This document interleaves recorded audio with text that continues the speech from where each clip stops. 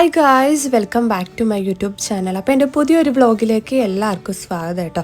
അപ്പോൾ എല്ലാവരും സുഖമാണ്, സേഫായിട്ടിരിക്കുന്നു എന്ന് വിശ്വസിക്കുന്നു. അപ്പോൾ ഇന്ന് രാവിലെ ഒരു മോർണിംഗ് ഒരു 7 o'clock ഒക്കെ ആയപ്പോഴാണ് ഞാൻ എഴുന്നേൽറ്റത്. ഞാൻ ആ ടൈമിലാണ് യൂഷ്വലി എഴുന്നേൽക്കാറ്. അപ്പോൾ വേറെ എന്തെങ്കിലും പ്രോഗ്രാംസ് കാര്യങ്ങളൊക്കെ ഉണ്ടെങ്കിൽ മാത്രമേ ഉള്ളൂ രാവിലെയൊക്കെ എഴുന്നേൽക്കുന്നത്.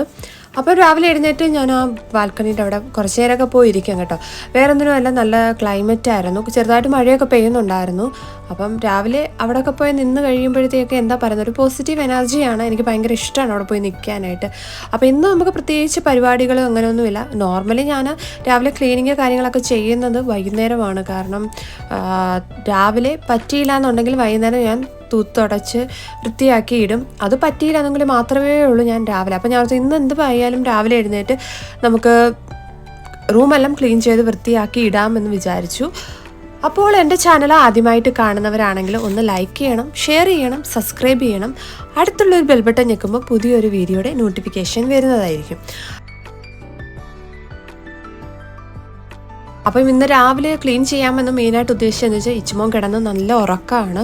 അപ്പോൾ ഞാൻ ഓർത്തു രാവിലെ അത് ക്ലീൻ ചെയ്തിട്ട് കഴിഞ്ഞാൽ പിന്നെ കുഴപ്പമില്ലല്ലോ. വൈകുന്നേരം ഒക്കെ ആകുമ്പോഴത്തേക്ക് അവനും ഉണ്ടാവും എൻ്റെ കൂടെ ക്ലീൻ ചെയ്യാനും തൂക്കാനും തുടയ്ക്കാനും ഒക്കെ അവനുണ്ടാകും. അപ്പോൾ ഞാൻ ഓർത്തു രാവിലെ തന്നെ ഈ പരിപാടിയൊക്കെ കഴിഞ്ഞ് കഴിഞ്ഞാൽ കുഴപ്പമില്ലല്ലോ എന്ന് വിചാരിച്ചു.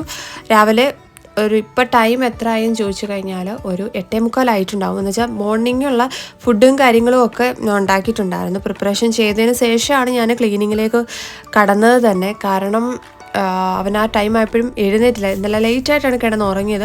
ചില ടൈമിൽ അവനൊരു 11 മണി അല്ലെന്നുണ്ടെങ്കിൽ ഒരു 12 മണി ആ ഒരു ടൈമൊക്കെ ആകുമ്പോഴാണ് ഉറങ്ങാറ്. ഇന്നലെ ഒരുപാട് താമസിച്ചു. അവനിങ്ങനെ കളിച്ചും ചിരിച്ചും അവനെ നിർബന്ധിച്ച് ഉറക്കാറില്ല. അവന് ഇഷ്ടമുള്ള ടൈം എപ്പോഴാണോ ആ ടൈമിൽ ഞാൻ ഉറക്കാറുള്ളൂ. അപ്പം നമുക്ക് കുഞ്ഞ് ഉറങ്ങിക്കോട്ടെ എന്ന് ഓർത്ത് കുറച്ച് നേരം കൂടെ തൂത്ത് തുടച്ചതിന് ശേഷം എഴുന്നേൽപ്പിക്കാൻ വിചാരിച്ചു. അപ്പോൾ അത് കഴിഞ്ഞപ്പോൾ അവൻ എഴുന്നേറ്റു, അവന് ഒന്ന് ഫ്രഷ് ആക്കിയിട്ടുണ്ടായിരുന്നു. അപ്പം ചേട്ടായി അവൻ്റെ കൂടെ കളിക്കാൻ വേണ്ടി അവൻ്റെ മടിയിലൊക്കെ കിടന്നിങ്ങനെ ഉറങ്ങുകയാണ്. ഉച്ച കഴിഞ്ഞിട്ടുള്ള പരിപാടി എന്താണെന്ന് ചോദിച്ചാൽ എനിക്ക് ചെവിക്ക് ചെറിയൊരു വേദന ഉണ്ടായിരുന്നു. അപ്പം ഞാനത് എന്തായാലും ഹോസ്പിറ്റലിൽ കൊണ്ട് കാണിക്കാമെന്ന് ഓർത്ത് അപ്പം മരുന്ന് മേടിക്കാനുള്ള ഒരു ഇതിൽ നിൽക്കുകയാണ്. അപ്പം തിരിച്ച് ഞാനും ഇച്ചുമോനും പപ്പായും മമ്മിയും ഉണ്ടായിരുന്നുള്ളൂ. അപ്പോൾ തിരിച്ച് വീട്ടിലേക്ക് വന്നിട്ട് ഉച്ചയ്ക്ക് ഫുഡൊക്കെ കഴിച്ചു. അതിൻ്റെ കൂടെ നല്ല ചക്കയും നെത്തോലി തോരനും അതിൻ്റെ കൂടെ പച്ചമോരും കൂടെ നല്ല പോലെ ഫുഡൊക്കെ കഴിച്ചു. ഒരു 3 o'clock ഒക്കെ കഴിഞ്ഞപ്പോഴത്തേക്ക് ഇവിടെയൊക്കെ ഒന്ന് ക്ലീൻ ചെയ്ത് വൃത്തിയാക്കിയിടാണ്. കാരണം ആകെ പൊടിയായിട്ടിരിക്കുകയായിരുന്നു. അപ്പോൾ ഞാൻ ക്ലീൻ ചെയ്ത് വൃത്തിയാക്കിയിടാമെന്ന് മാത്രം കരുതി. 1 week അല്ലെങ്കിൽ 2 week കൂടുമ്പോൾ ഞാൻ എപ്പോഴും ക്ലീൻ ചെയ്തിടും. കാരണം ഇച്ചുമോനുള്ളതാണ്. എനിക്കും പൊടിയുടെ ഒരു അലർജി കാര്യങ്ങളൊക്കെ ഉണ്ട്. അപ്പോൾ അത് 2 week കൂടുമ്പം ക്ലീൻ ചെയ്തില്ല എന്നുണ്ടെങ്കിൽ എനിക്ക് തന്നെയാണ് പണി കിട്ടുന്നത്. അപ്പോൾ അതുകൊണ്ട് ഞാൻ എപ്പോഴും തൂത്ത് തുടച്ച് സത്യം പറഞ്ഞ ഒരു തോർത്ത് പോലെ ഞാൻ കെട്ടിയിട്ടുണ്ടായിരുന്നു. അതാണ് എൻ്റെ ഫേസ് കാണിക്കാത്തത്. അപ്പം ബാക്കി എല്ലായിടമൊക്കെ തുടച്ച് വൃത്തിയാക്കി.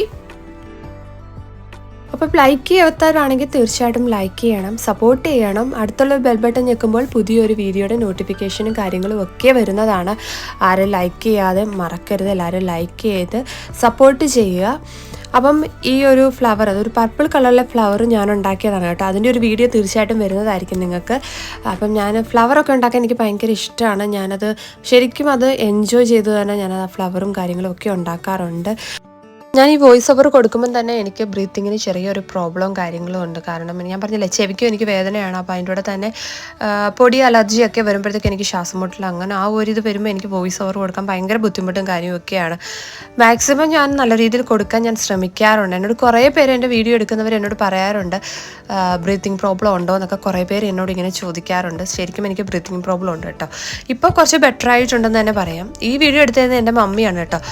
അപ്പോൾ എനിക്ക് സ്റ്റാൻഡ് വെക്കാനുള്ള ഒരു ടൈമിംഗ് എന്നല്ല, കുഞ്ഞുള്ളത് കൊണ്ട് അവൻ ആ സ്റ്റാൻഡിലൊക്കെ പിടിച്ച് ഭയങ്കര ഇതാക്കും. ഞാൻ തൂത്തുകൊണ്ടിരിക്കുമ്പോൾ തന്നെ അവൻ എൻ്റെ പുറകെ നടന്ന് ഇങ്ങനെ ഓരോ കാര്യങ്ങൾ ചെയ്തുകൊണ്ടിരിക്കുകയാണ്.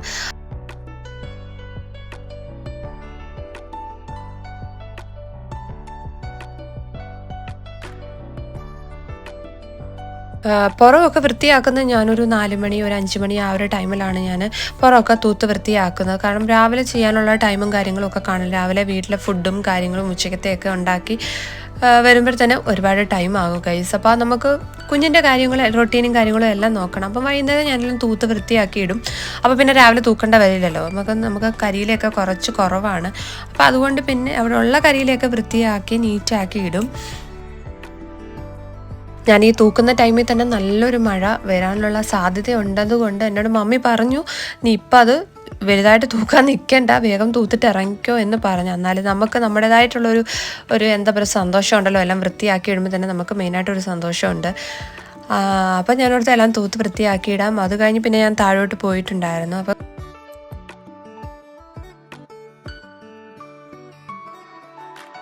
മാങ്ങ എന്തായാലും കുറച്ച് അച്ചാറിടാം എന്നുള്ള ഒരു ഐഡിയയിൽ ഇങ്ങനെ ഇരിക്കുകയായിരുന്നു. അപ്പം നമ്മൾ കുറച്ച് ഏറെ മാങ്ങ കിട്ടി, അതിലൊരു കുറച്ച് മാങ്ങ എടുത്ത് പഴുക്കാനായിട്ട് വെച്ചു.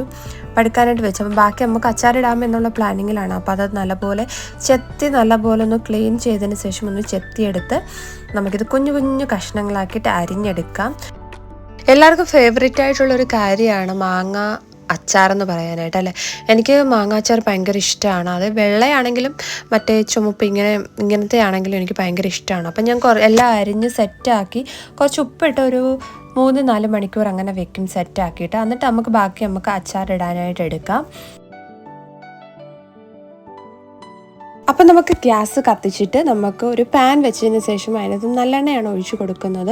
നല്ലെണ്ണ ഒഴിക്കുകയാണെന്നുണ്ടെങ്കിൽ നല്ല ടേസ്റ്റാണ്. വെളിച്ചെണ്ണ അങ്ങനെ ഞാൻ ഒഴിക്കാറില്ല അച്ചാറിടുമ്പോഴത്തേക്ക്. അതിന് ശേഷം നമുക്ക് ഇത്തിരി കടുക് ഇട്ട് കൊടുക്കണം. അതിന് കഴിഞ്ഞിട്ട് വെളുത്തുള്ളി, അത് കഴിയുമ്പോൾ നമുക്ക് ഇഞ്ചി ഇട്ട് കൊടുത്ത് അത് നല്ലപോലെ ഒന്ന് ഇളക്കി നല്ല ബ്രൗൺ കളറാകുന്നത് വരെ ഇളക്കി കൊടുക്കാം. അതിനുശേഷം കുറച്ച് കരിയാപ്പലയും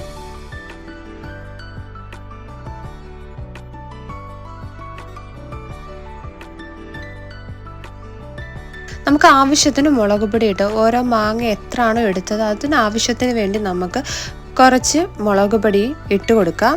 അത് നല്ലപോലെ ഒന്ന് ഇതായി വരുമ്പോഴത്തേക്കും നമുക്ക് ആവശ്യത്തിന് ഉപ്പും ചേർത്ത് നല്ലപോലെ ഒന്ന് ഇളക്കി നല്ലപോലെ സെറ്റാക്കി എടുക്കാം. എന്നിട്ട് വേണം നമുക്ക് മാങ്ങ ഇടാനായിട്ട്.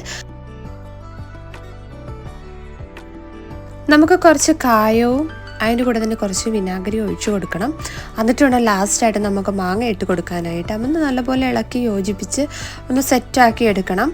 അപ്പം നമ്മുടെ ആവശ്യത്തിന് കുറച്ച് വിനാഗിരി ഒഴിച്ചാൽ മതിയാവും. അപ്പം നമ്മുടെ മാങ്ങ 3 മണിക്കൂർ വെച്ച് നല്ല സെറ്റായിട്ടുണ്ട്.